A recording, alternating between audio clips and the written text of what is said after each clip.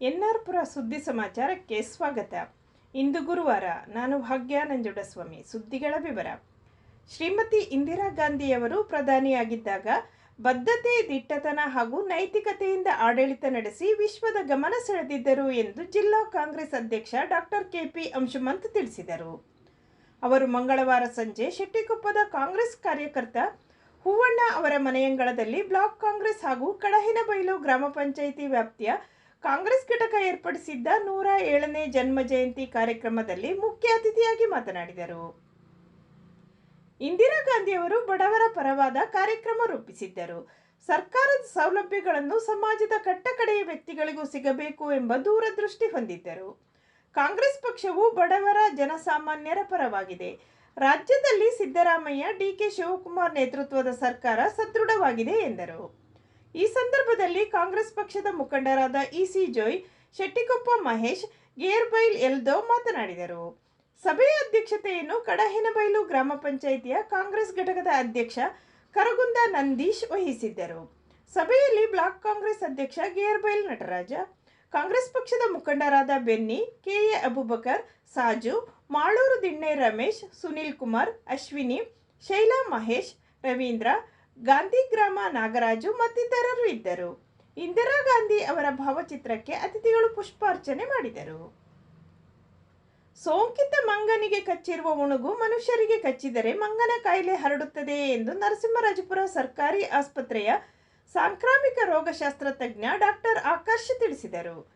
ಅವರು ಮಂಗಳವಾರ ಹೊನ್ನೇಕುಡಿಗೆ ಗ್ರಾಮ ಪಂಚಾಯಿತಿಯ ವರ್ಕಟೆ ಕಾಲೋನಿ ಸಮುದಾಯ ಭವನದಲ್ಲಿ ಧರ್ಮಸ್ಥಳ ಗ್ರಾಮಾಭಿವೃದ್ಧಿ ಯೋಜನೆಯ ಮಂಜುಶ್ರೀ ಜ್ಞಾನ ವಿಕಾಸ ಕೇಂದ್ರದ ಆಶ್ರಯದಲ್ಲಿ ನಡೆದ ಆರೋಗ್ಯ ಮಾಹಿತಿ ಕಾರ್ಯಾಗಾರದಲ್ಲಿ ಅವರು ಮಂಗನ ಕಾಯಿಲೆ ಬಗ್ಗೆ ಮಾಹಿತಿ ನೀಡಿದರು. ಫ್ಲೇವಿ ವೈರಸ್ನಿಂದ ಮಂಗನ ಕಾಯಿಲೆ ಬರುತ್ತದೆ. ಮಂಗನ ಕಾಯಿಲೆ ಬಂದವರಿಗೆ ಮೈಕೈ ನೋವು, ಕುತ್ತಿಗೆ ಹಿಂಬದಿಯಲ್ಲಿ ನೋವು, ಹೊಟ್ಟೆ ನೋವು, ಹೊಟ್ಟೆ ಹಸಿವೆ ಆಗದಿರುವುದು, ವಾಕರಿಕೆ ಉಂಟಾಗುತ್ತದೆ. ಈ ರೀತಿ ಲಕ್ಷಣ ಕಂಡುಬಂದವರು ತಕ್ಷಣ ಸಮೀಪದ ಆಸ್ಪತ್ರೆಗೆ ಬಂದು ರಕ್ತ ತಪಾಸಣೆ ಮಾಡಿಸಿಕೊಳ್ಳಬೇಕು ಎಂದರು.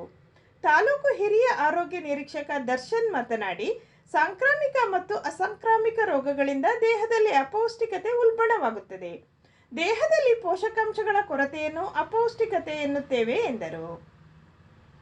ಹಿರಿಯ ಕ್ಷಯರೋಗ ಚಿಕಿತ್ಸಾ ಮೇಲ್ವಿಚಾರಕ ಪವನ್ಕರ್, ರಾಷ್ಟ್ರೀಯ ಕಿಶೋರಿ ಸ್ವಾಸ್ಥ್ಯ ಕಾರ್ಯಕ್ರಮದ ಸಮಾಲೋಚಕ ಸುಹಾಸ್, ಧರ್ಮಸ್ಥಳ ಗ್ರಾಮಾಭಿವೃದ್ಧಿ ಯೋಜನೆಯ ಆಂತರಿಕ ಲೆಕ್ಕ ಪರಿಶೋಧಕ ಪ್ರದೀಪ್ ಆರೋಗ್ಯದ ಬಗ್ಗೆ ಮಾಹಿತಿ ನೀಡಿದರು.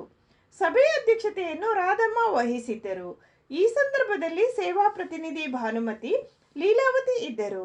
ಮಾಹಿತಿ ಕಾರ್ಯಾಗಾರದಲ್ಲಿ ಮಂಜುಶ್ರೀ ಮಹಿಳಾ ಜ್ಞಾನ ವಿಕಾಸ ಕೇಂದ್ರದ ಸದಸ್ಯರು ಪಾಲ್ಗೊಂಡಿದ್ದರು. ಮುತ್ತಿನಕೊಪ್ಪದಲ್ಲಿ ಇನ್ಶೂರೆನ್ಸ್ ಇಲ್ಲದ 23 ಮೋಟಾರ್ ಬೈಕುಗಳನ್ನು ನರಸಿಂಹರಾಜಪುರ ಪೊಲೀಸ್ ಠಾಣಾಧಿಕಾರಿ ನಿರಂಜನಗೌಡ ಹಾಗೂ ಸಿಬ್ಬಂದಿಗಳು ಅಡ್ಡಹಾಕಿ ವಶಪಡಿಸಿಕೊಂಡರು. ಯಾವುದೇ ದಂಡ ವಿಧಿಸದೆ ಸ್ಥಳಕ್ಕೆ ಇನ್ಶೂರೆನ್ಸ್ ಕಂಪನಿಯ ಏಜೆಂಟರನ್ನು ಕರೆಸಿ ಎಲ್ಲ 23 ಬೈಕುಗಳಿಗೂ ಇನ್ಶೂರೆನ್ಸ್ ಮಾಡಿಸಿ ಬೈಕ್ ಮಾಲೀಕರಿಗೆ ಇನ್ಶೂರೆನ್ಸ್ ಏಕೆ ಬೇಕು ಎಂಬ ಬಗ್ಗೆ ಜಾಗೃತಿ ಹಾಗೂ ಮಾಹಿತಿಯನ್ನು ನೀಡಿ ಸಾರ್ವಜನಿಕರ ಮೆಚ್ಚುಗೆಗೆ ಪಾತ್ರರಾಗಿದ್ದಾರೆ. ಕಳೆದ ಕೆಲವು ತಿಂಗಳಿಂದ ಮುತ್ತಿನಕೊಪ್ಪ, ಕೆ. ಕಣಬೂರು, ಮಡಬೂರು, ಕುಸುಬೂರು ವ್ಯಾಪ್ತಿಯಲ್ಲಿ ಪದೇ ಪದೇ ಬೈಕ್ ಅಪಘಾತವಾಗುತ್ತಿತ್ತು. ಈ ಸಂದರ್ಭದಲ್ಲಿ ಬೈಕ್ಗಳ ದಾಖಲೆ ಚೆಕ್ ಮಾಡಿದಾಗ ಯಾವುದೇ ಬೈಕ್ ಚಾಲಕರು ಇನ್ಶೂರೆನ್ಸ್ ಮಾಡಿಸಿರಲಿಲ್ಲ. ಇದನ್ನು ಗಮನದಲ್ಲಿಟ್ಟುಕೊಂಡ ಪೊಲೀಸ್ ಠಾಣಾಧಿಕಾರಿ ನಿರಂಜನಗೌಡ ಅವರು ಸಿಬ್ಬಂದಿಗಳೊಂದಿಗೆ ಶುಕ್ರವಾರ ಸಂಜೆ 4 ಗಂಟೆಯಿಂದ 5:30 ಗಂಟೆಯವರೆಗೆ ವಿಶೇಷ ಕಾರ್ಯಾಚರಣೆ ನಡೆಸಿ ಮುತ್ತಿನಕೊಪ್ಪ ಮುಖ್ಯ ರಸ್ತೆಯಲ್ಲಿ ಓಡಾಡುತ್ತಿದ್ದ 23 ಬೈಕುಗಳನ್ನು ಅಡ್ಡಹಾಕಿ ದಾಖಲೆ ಪರಿಶೀಲನೆ ನಡೆಸಿದಾಗ ಅಚ್ಚರಿ ಎಂಬಂತೆ ಎಲ್ಲ 23 ಬೈಕುಗಳಲ್ಲೂ ಇನ್ಶೂರೆನ್ಸ್ ದಾಖಲೆ ಇರಲಿಲ್ಲ.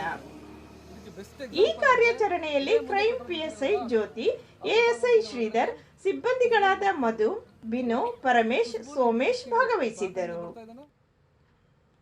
ನರಸಿಂಹರಾಜಪುರ ತಾಲೂಕಿನ ಆಲದಹರ ಸರ್ಕಾರಿ ಹಿರಿಯ ಪ್ರಾಥಮಿಕ ಶಾಲೆಯಲ್ಲಿ ನಡೆದ ವಲಯ ಮಟ್ಟದ ಪ್ರತಿಭಾ ಕಾರಂಜಿಯಲ್ಲಿ ಮುತ್ತಿನಕೊಪ್ಪ ಸಂಜೀವಿನಿ ವಿದ್ಯಾಸಂಸ್ಥೆಯ ಮಕ್ಕಳು ಭಾಗವಹಿಸಿ 25 ಬಹುಮಾನ ಪಡೆದುಕೊಂಡು ಶಾಲೆಗೆ ಕೀರ್ತಿ ತಂದಿದ್ದಾರೆ ಎಂದು ಶಾಲೆಯ ಮುಖ್ಯೋಪಾಧ್ಯಾಯಿನಿ ಸುಪ್ರೀತಾ ತಿಳಿಸಿದ್ದಾರೆ. ಉತ್ತಮ ಸಾಧನೆ ಮಾಡಿ ಶಾಲೆಗೆ ಕೀರ್ತಿ ತಂದ ಮಕ್ಕಳನ್ನು ಸಂಜೀವಿನಿ ವಿದ್ಯಾಸಂಸ್ಥೆಯ ಕಾರ್ಯದರ್ಶಿ ಎಂ ಕೃಪಾಲ್, ಖಜಾಂಚಿ ಆಶಾ ಕೃಪಾಲ್, ಶಾಲಾ ಮುಖ್ಯೋಪಾಧ್ಯಾಯಿನಿ ಹಾಗೂ ಸಹ ಶಿಕ್ಷಕರು ಅಭಿನಂದಿಸಿದ್ದಾರೆ.